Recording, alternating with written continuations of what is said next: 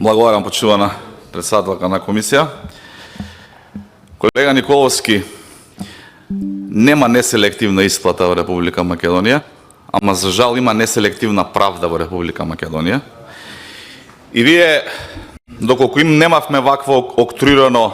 и заробено јавно обвинителство и правосудство,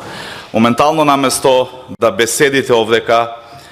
да се навикувате и да држите предавања, ќе седевте исто во едни клупи каде што ќе требаше да одговарате на одредени прашања кои што надлежните институции ќе ви ги поставија. Така што мислам дека треба малку да се поздравувате со она кое што ви денеска излезе за вас, а тоа е дека имате нови 3 кривични пријави по однос токму на времето во кое што вие сте биле министер за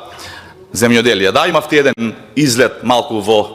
вице-премиер за добро владење, тогаш имавте една робусна акција кога успеавте да заплените путер. Ајде сега да зборуваме, пошто вие така сакате, за времето кога вие сте биле министер, и јас да ве потсетам,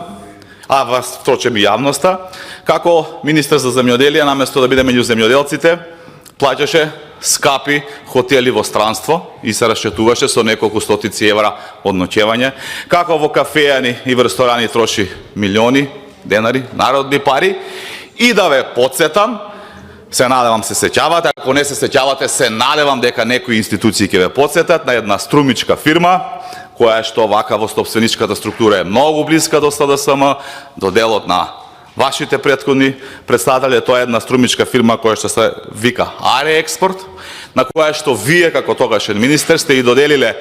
хектари и хектари државно земјиште, за кое што сте подпишале договор за закуп, во кој што договор за закуп пишувало дека требало да има лозов насад. Истата нема лозов насад, туку садела едногодишни култури, за кои што